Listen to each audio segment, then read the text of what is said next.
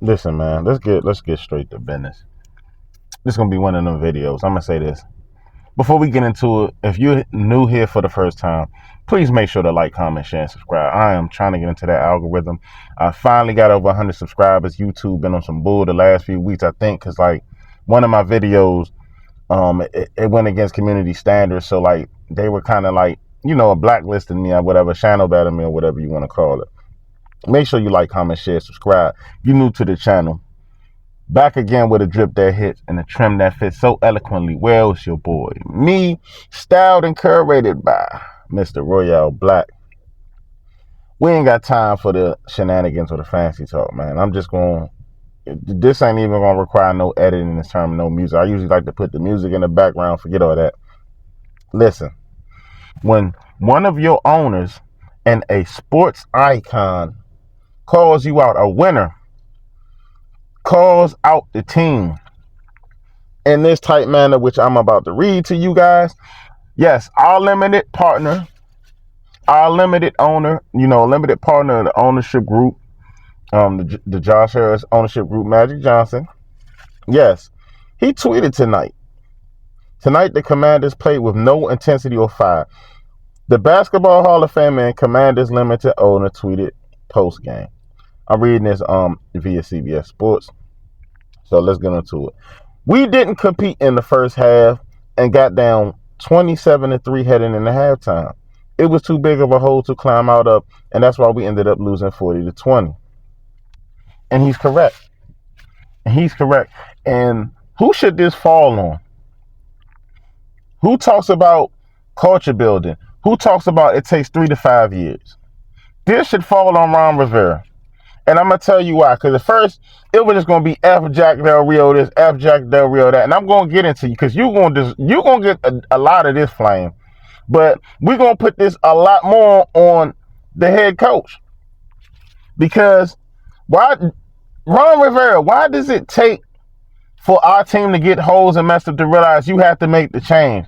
Scott Turner should have been gone after year 2 in this whole. He shouldn't even been the coach going into year 3. I understand you were trying to give him a chance because you didn't have the consistent quarterback play. You felt Carson Wentz. He needed a chance. Man, Scott Turner should have been scrapped from that thought probably 4 weeks into that. It should have. Ron is way too loyal to these guys. He's way too loyal to these Jack Del Rios and to these Scott Turners. And you see how it's costing us. This is year 4. We have only been a 500 team one time. And the way it's looking, we're going to either be sub 500 or but just be meh. We probably just going to win another 8 games this year. And we play 17 games now. So if we win 8 out of 17, that's 47%. Ron, you're a loser. You're mid at best. You somehow in Carolina, you formulated a few good years in the Super Bowl run. You do not have a good record as a head coach. You are a nice guy. We know that. You are nice. I don't even care about any of that nice and stuff. I guess Ron knows how to win over a room and talk. He's just too loyal to his guys, and it's going to cost everybody else around us. It's going to cost the whole entire team.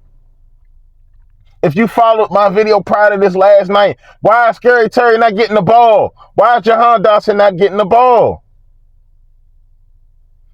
Through 5 games, Terry McLaurin has like 25 catches, 26 catches. Jahan Dotson only 17. So in 5 games, Terry's averaging about 5 catches and 50 yards a game. Jahan Dotson, probably around 3 catches. Probably like way less than that. This is not making no type of sense. Like, Jahan Dotson should be used, even though this is on EB too, okay? I'm going to have to bring you to the fire a little bit too because it's been some inconsistency, but these last few games ain't on EB. But still, like, Ron, where's the emphasizing of getting the stars involved? On the offense side of the ball, fixing the line. So your quarterback does not have to drop back 51 times. And yes, sacks, when you have a shitty line, you're more than likely going to get sacked. And Sam, you could have avoided some of them sacks last night. Like, just throw the ball away. Like, don't be focused on your numbers. Like, it's kind of like you stat padding in a sense yourself. focusing too much on the completion percentage. You might need a game where you pass under 60%, but you're efficient as a quarterback in the pocket. You're not getting sacked. You're going to need those one games. You might finish sub below 60 or over. Don't worry about it. You're passing like close to 69 completion percentage. That don't even matter. Like, if the ball, for one, even if you is completing the pass, we ain't getting that much yards at the catch and the ball ain't moving upfield, it really defeats the purpose of even that whole completion percentage, to be honest with you. That we only ran the ball 6 times last night.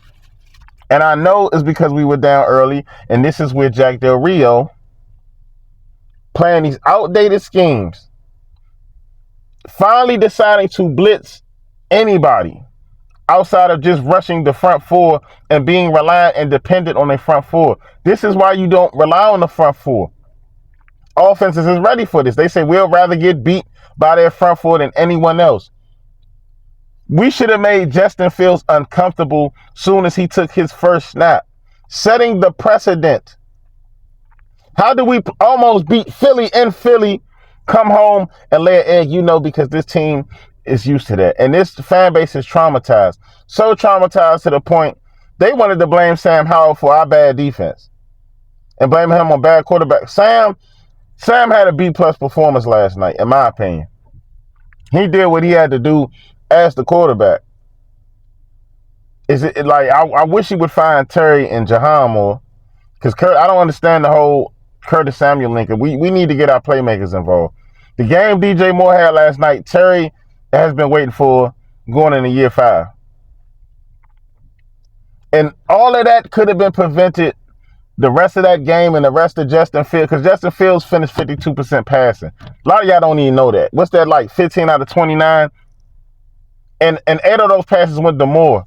This shows you that Jack Del Rio, he's way past his time as a defensive coordinator. You decide to continue to go one-on-one. You see he's cooking all 3 corners. It's like, hey, put your pride to the side and double this man. Put somebody on top. And why is Percy Butler in the game, bro? You should never come on the field besides special teams. I don't know anything about that, him being possibly the best safety in the draft.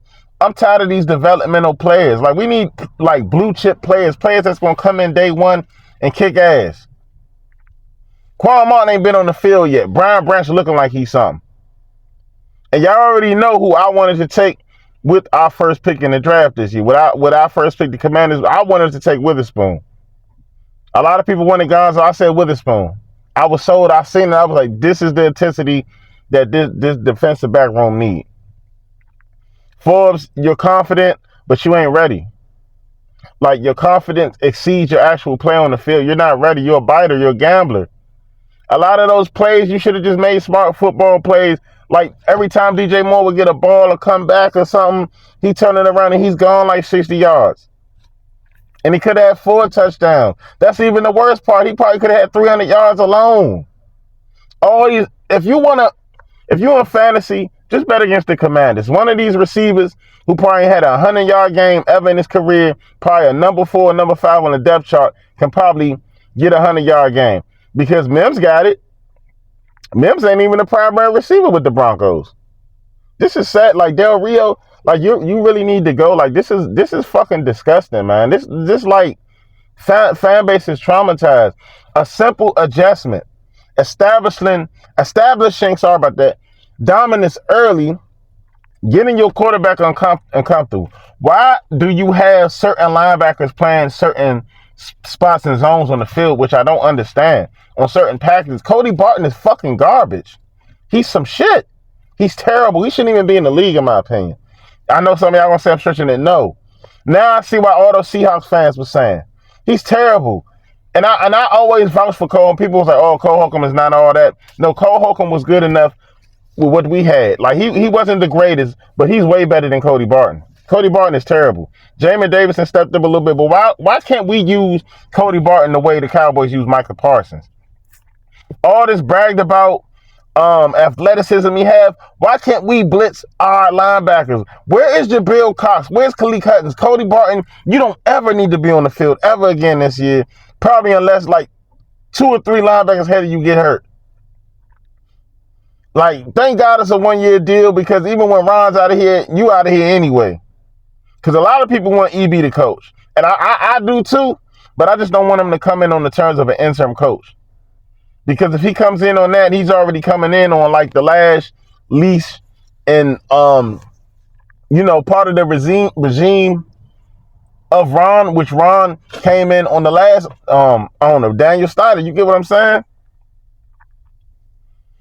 Maybe Magic Johnson and Rails and Josh Harris can put that to the side, and they be like, man, we can give this guy a chance based upon his lineage of coaching, the coaching tree he comes from, and see what he can do. Let him bring his staff in. I would personally want to keep EB for a number of reasons, because you already see Sam. He's going through his growing pains. People tell us, oh, we should just tank and get Caleb. It don't work like that, bro. People tell me we should have drafted Anthony Richardson. Anthony Richardson wasn't even efficient in college. Yeah, he can move. Sam can move too. Trust me. He would still be getting sacked 30 times a game. Somebody said Shedeur Sanders. Bro, Shedeur Sanders is getting sacked just as much as Sam Howell is a game. Y'all just look at the passing numbers. Shedeur Sanders has probably been sacked 30-something times already this year. And they played 5 games in Colorado. So y'all do the math on that. Y'all want to blame Sam for bad. Yeah, he threw one bad play. He misread it. The West Coast offense is not as simple as many of y'all think. It's timing based. And maybe that's affecting Terry and affecting Jahan. They're so used to like the play of, just finding their spots on the field. It's a little bit different in the Eric Coryell offense opposed to the West Coast offense. That could be an issue too, but we just have to, like I said, I'd rather Terry some way, somehow find a way to become a possession receiver, find a way to use Jahan Dotson like Tyler Lockett, get him through seams and get him through holes and get him open. Like, this is terrible, bro. Our defense done cost us these last 2 games. They're real simple adjustments could have won this game. Putting pressure on Jalen Hurts. This is the problem. I know we don't have a linebacker core. That's cool. It's a lot of other teams that don't have great linebacker cores, but they blitz their linebackers. They play smart. Del Rio wants people like, oh, you have to play within the scheme. So get off that. You have to go off script sometimes and improvise, bro. You don't. All these quarterbacks have the game of their lives, and like everybody's like, oh, we play Atlanta and Giants next. Desmond Ridder has been terrible so far with Atlanta. Ridder was drafted before how 2 rounds. He don't even have a 300-yard game. Sam almost should be on his 3rd 300-yard game, but, in the Broncos game, he was just short. And they took the catch away in Philly last week. But Ridder hasn't been looking good either. And I'm tired of us depending on a weak game in the schedule. Like, we're going to get our win this week. When we had opportunities to beat a good Eagles team, to really establish and set our precedent. Ron Rivera is too lax. He going to have to, in order to save his job, if we lose to Atlanta, I really think Ron should go too. I really think this whole staff should get up out of here, bro. I really believe this staff should just get up out of here. Maybe EB become the interim head coach the last 11 games. I don't know who's going to come as a defensive coach. Some way he'll figure it out, bring somebody on staff or somebody on staff that already familiar with the players. Something got to give, man. Jabril Cox, where you at? Like, call him up. Put Hudson on the field. I'm tired of seeing Cody Barton. Y'all tried to put Danny Johnson on DJ. Come on, man. 5'9" Danny Johnson.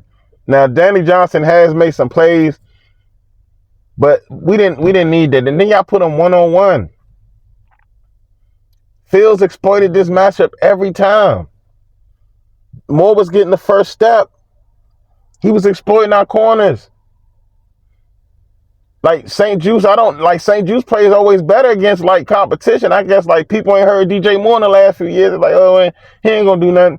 Last night he made the Pro Bowl. Just put it like that. Because if he have even if he has averages 80 yards per game the rest of the year, he don't have another 100-yard game, he's still gonna be a Pro Bowl voting over our receiver, Terry McLaurin.